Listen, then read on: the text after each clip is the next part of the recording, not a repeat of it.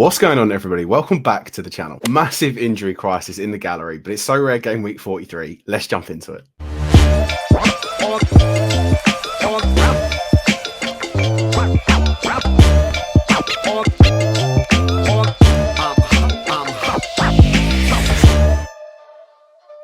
Before we start though, make sure if you haven't already, you are signed up to our Sorare Swingman Society League or Swingman Sorare Society League, however we want to do it. There's 89 of you in here. We're trying to get as many as possible. There's like 250 of you that watch these videos at the moment. So if you are playing Sorare NBA, get involved, join the league. There's going to be big prizes coming come the playoff time from me and potentially someone else. As I mentioned, we did get hit hard with injuries. Anthony Edwards came off with a big sprained ankle, though he is in a walking boot now, so hopefully he's okay. Jeremy Sohan got injured. Alex Caruso got injured.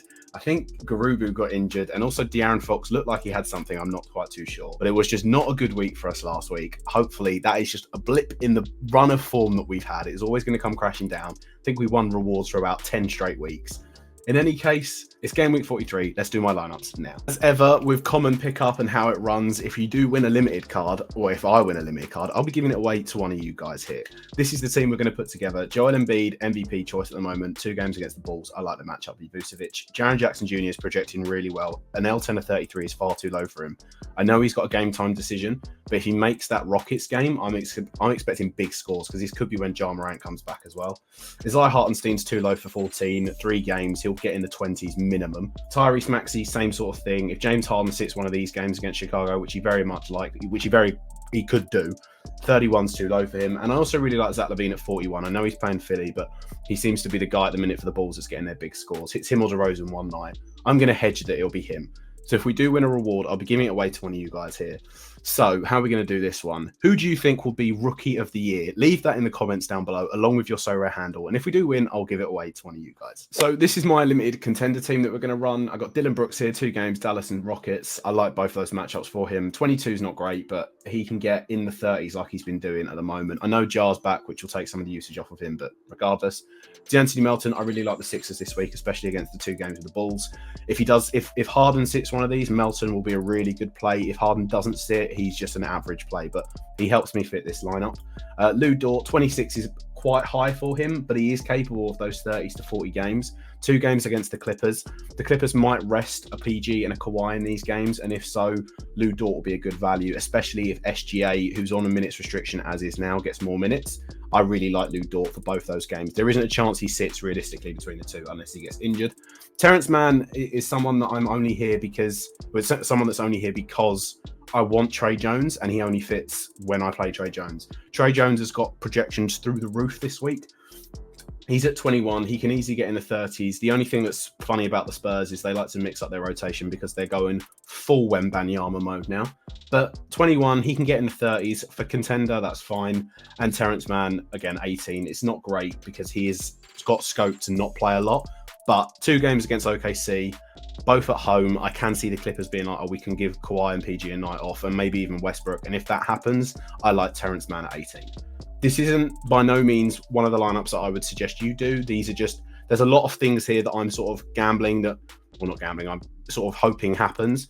If it does, it looks great. If it doesn't, it doesn't. It's one of them things. But I'm not going to go out and buy a card for limited this week. I've just not had time to do the contender lineups for it. And I don't want to buy and rush for one particular game week. I'd never advise anyone does that, so I'm not going to do it. Limited champion, like I said on the pickup, I really like Embiid this week. I have an Embiid. I've owned him all year. I like the matchup against Vucevic, especially in these 2 games. Embiid is on full-on MVP charge. So for me, I really like this pick. Tyrese Maxey, I'm stacking the Sixers this week, if you can't tell. I really like the matchup against the Bulls for both nights. The Sixers are really pushing right now. They're playing really well. The Bulls have... If the Bulls go down, their head seems to just completely go and they completely lose it. Cue a comeback. But Maxey's, if Harden sits, Maxey's very capable of a high 40 to 50 point game. Harden very much could sit one of these. If he doesn't, he's more capable of a 20 to low teens mark. So it is a risky play, but I'm going to go for it. Same thing with Tobias Harris. Tobias Harris is a very, very hot and cold player, it seems, this year. If he gets hot, he can get in the 40s, but if not, it's a 24 mark. I can move up to sort of, I can't just fit Jordan Poole in because I am going to pick Luke Kennard. Luke Kennard's playing in a more advanced role at the minute for the Grizzlies. This might change depending on when Ja Morant comes back, so this could come back to bite me. But for the time being, I like this. I could switch him to Bol Bol, But Bol minutes seem to have just been completely cut from him now in this Magic lineup. They're going full on Wendell Carter Jr. They're not even giving him sort of 15, 20 minutes a night. He's been getting 5. So at the moment, I'm going to go for Luke Kennard. The thing that I want to ask you guys, though, I've currently got De'Aaron Fox playing as my second man here. I could switch him to Devin Booker, who did just drop like 46. But the way this scoring matrix works is that even though he dropped 46, he didn't get any point like assists or rebounds and turned the ball over a few times. Would you play De'Aaron Fox with the 2 games, or would you play Devin Booker with the 1? It sounds straightforward, I know, but with De'Aaron Fox playing the Celtics and the Jazz, the Celtics are in a really weird run of form at the moment, and it wouldn't surprise me if I see the Kings beat the Celtics. And if they do, it's going to be from big games from Fox and Sabone.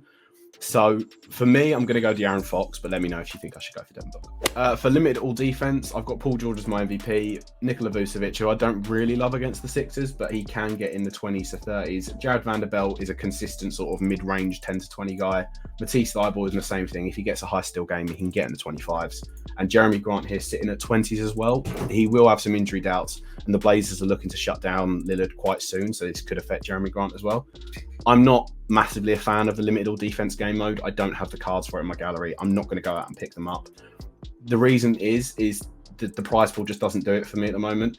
To get anything of note, you need to finish top 50 realistically, and I'm not going to go out and spend big money on centers that I don't think are particularly great assets for the long run. If limited all defense was a permanent competition, it might change my mind, but I'm not going to go out and spend big for a limited game mode. And again, like I've said before, I'd never advise you to do that either. Just a quick shout out. A lot of you haven't subbed who are watching these videos. It would really help me out. If you like this content, you're appreciating it, please do hit that sub button. It would help me out more than you can imagine. Back with the video. Right then, for rare champion, my MVP will be Devin Booker, seeing as Anthony Edwards, he's out, he's on a walking boot at the moment, and there is scope that he might come back before the playoffs, which is very, very surprising, seeing as if you saw the injury, you'd thought he'd have been out and missed the whole playoffs. But I'm going to run Devin Booker. I know he's got that one game. It is against LA, so he's going to put a show on for us. I'm hoping he gets in the 60 mark. That's what I'd hope from my MVP. Like, Mikal Bridges is going to be my second option in this lineup. He's got 2 games against the Cavs. He's slowed down a bit from his electric start since he joined the Nets. I mean, that's to be expected as well, though. But 41 is at par with where I'd want him. Maybe you'd obviously want him lower, but I wouldn't really want him any higher than this.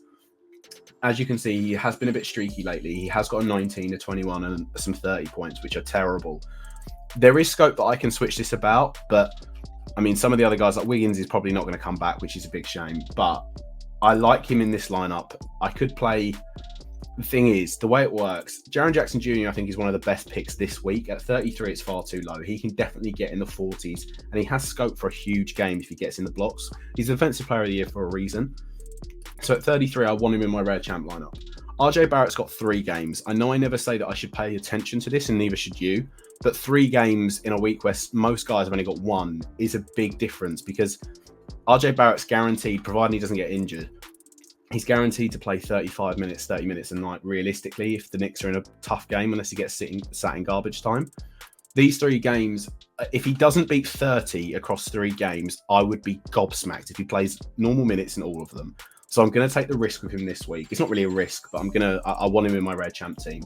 And then Taurean Prince is a guy I won a couple weeks back on one of my big Sorare openings. Now, you're probably looking at it and you're going, well, these are terrible scores. Why on earth do you want to play him in here? He's seen a bump in minutes since Edwards has gone down. I like the gamble for the 2 games because, one, this is the fresh one where he might get the most minutes against the Knicks. But also, if Edwards doesn't come back, he should play in the Hawks game as well in this sort of starting 6-man role that he's been given, it seems. These are all terrible. I'm hoping that you get sort of in the 20 mark.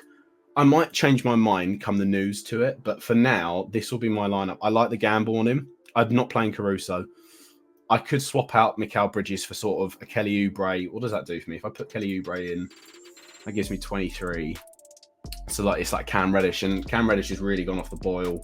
Again, the whole Blazers team's in a bit of a weird space at the moment. That's also why I picked up that's why I've got Kevin Knox and things like that. But regardless, I can't really do much with it anyway. I don't really like Cam Reddish more than playing Mikal Bridges in this lineup. So for now, this is my rare champion team. It might change, and if it does, follow me on my whatever it is down here on my Twitter team, because I'll always post them out. I'm always available for questions as well. So if you want to talk about Sorare NBA, just tweet me and we can go from there. With rare contender, I wasn't loving this lineup, but the way in which things have transpired, I have some hope for it.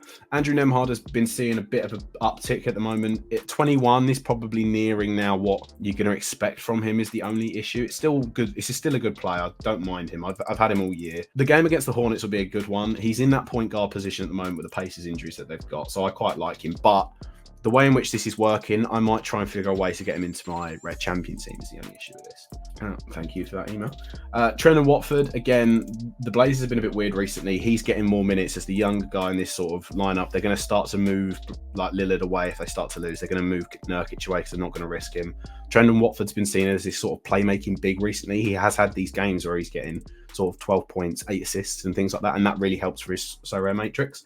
I know it's only one game, but again, I prefer him to all of these other options that I've got down here. Like I mentioned before with Bol, his minutes seem to have been cut, but I'm just hoping that he can get some in garbage time is the only hope with the Magic here. I'm just hoping that he gets some in garbage time with the Magic here because I can see the Knicks blowing the Magic out quite bad. And it's a mad sentence to say that the Knicks are going to blow anyone out, but if this happens, Bol could see an upcrease. 14 is really low, but as you can see, he's only had that one outlier across the rest of them. So I'm not loving Bol, but it's the best of a bad bunch that I've got in my gallery for this week. My cards just don't seem to be fitting the way I want them to. And I'm not going to invest in them for one specific week. Okongwu, I really like. Again, he's someone that he's someone that I might try and fit into my Red Champ if I can find a way. I've just not had the time today or yesterday to really do this. I do like him at 23 as a guy I won a week back. I like the game against Detroit, and I also like the game against the Timberwolves. 30s are very, very capable for him. He gets an uptick in minutes depending on how he's been performing in that sort of second unit, depending on the start of the game. If he's playing well, they'll keep him in. If not, they seem to take him out. I don't mind the pick. Again, it's just one of these things that allows me to then play Markelle Fultz. Now, Markelle Fultz is a heritage player, is what I'd say. He never lived up to the hype initially, but I'd say in the past 2 seasons, he's been slowly going under the radar. I bought him a couple of weeks back. He's a fine for me to long play hold because I think he's going to be the starting Magic point guard regardless for a few more years anyway. He's been getting better and better each year since his terrible start at the Sixers. He can't shoot great, but he scores well on Sorare. 32 is high, but again, I like these 2 games against the Wizards and against the Knicks. And it allows me to then play some of these other guys. But if I chop and change, Markelle Fultz might have to move, and that's it. I'm not playing Soham because of his injury doubts, but he would be a great pick this week, along with Trey Jones, along with Devin Vassell of the Spurs. So yeah, there's some solid options this week for you to definitely look at.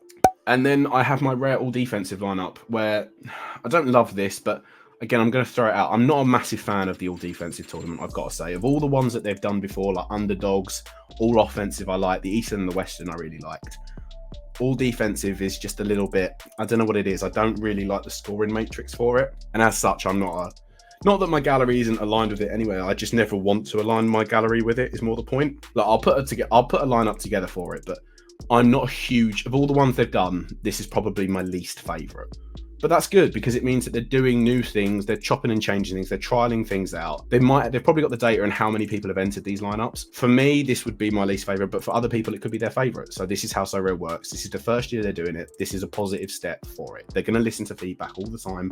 And that's mine. And that's my feedback. In any case, my rare all defensive lineup here, I've got Jimmy Butler, who very much could go into my MVP of my Red Champion team. Jaylen Brown again, 1 game. Drew Holiday, 1 game. Gurubu's got 2. He might get garbage time minutes. Marcus Smart's actually quite a good pick this week, but he's projecting well. But he's just been so bad recently that I don't trust him. And because he's only got 1 game, I don't like it, especially for...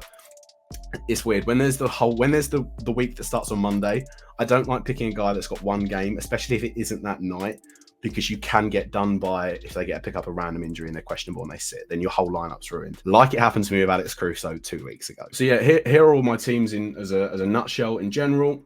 I'm not a massive fan. I'm not extremely optimistic about this week. There is scope to get a reward. I just wouldn't bank on it as we've had on previous weeks. So this could be one to skip. Look, Sorare's full of surprises all the time.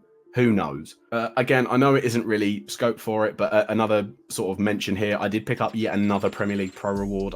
Another top 50 finish in this. I finished 39th, so we'll have a tier 3. I'm probably going to save this reward, or I'll open it and then save it. I'll do a big reward opening probably next week now, because I'm hoping obviously I'll pick up a few more rewards, and that video will be out soon, along with my ever requested playoff video. That will be dropping probably Wednesday this week, Wednesday the 22nd. So keep an eye out for that. And yeah, that's going to wrap that one up there. Thank you very much for watching. Don't forget to leave your Sorare handle down below for the giveaway. Also, let me know who you think is going to win Rookie of the Year. Make sure you've joined the Swingman Sorare Society League. I'll leave the description for that. If you haven't signed up to Sorare, there is a link for that in the description down below as well. That'll get you a free card when you buy 5 at auction. Great time. Thank you very much for watching this video. We're really trying to push the sub count, so if you haven't subbed, please hit that sub button. It would help me out more than you could possibly imagine. Like the video, and I'll catch you in the next one. Peace.